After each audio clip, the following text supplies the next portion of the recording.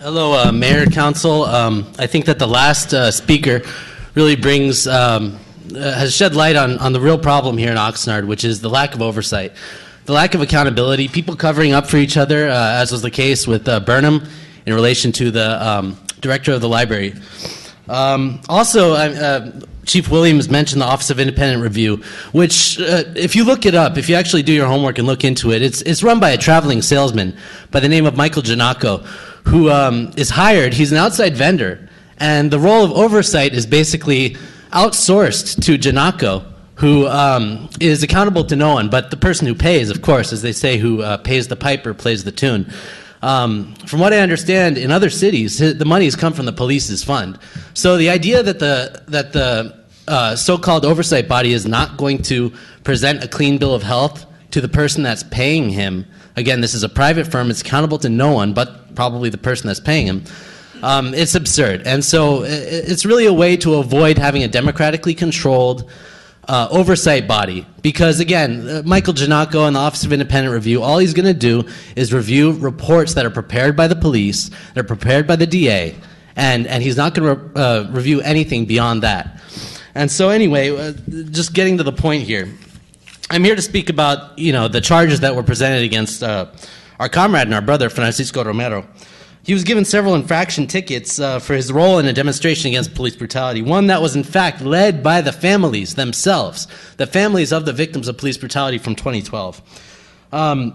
It was meant to mark the brutal killing in full view of Colonia residents of Alfonso Limon, in full view.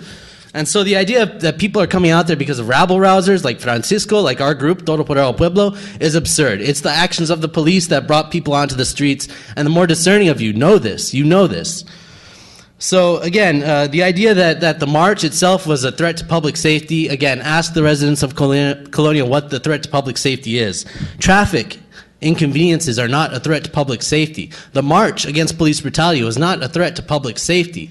An inconvenience, sure, but it was First Amendment rights in action. And so the idea, again, that an inconvenience is some kind of public safety threat is, it's really a shady way of trying to separate the march from the community, separate the families of police brutality victims from the community.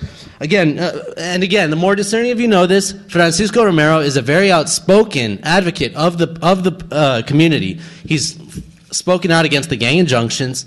He's spoken out against immigration laws, unjust immigration laws, checkpoints. He's been a longtime member of the Unión de Barrio and also the Todo Poder al Pueblo Collective. So drop the BS, drop the charges, please, and start to really practice accountability, because what we need is community oversight, not PR, which is what this chief has specialized in, which is public relations. Like, look at the cover of Vida magazine. You'll see her marching with a handful of residents through the streets.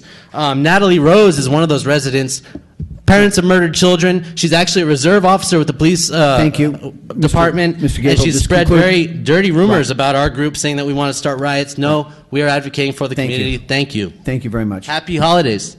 Thank you very much. I appreciate that. And before we call Mr. Cobb up, Chief Williams, I know that the Office of Independent Review was recommended to the City Council by you, and there have been questions by the Speaker about the lack of or potential conflicts of interest and a whole host of things, and I'm wondering if you might be able to address that.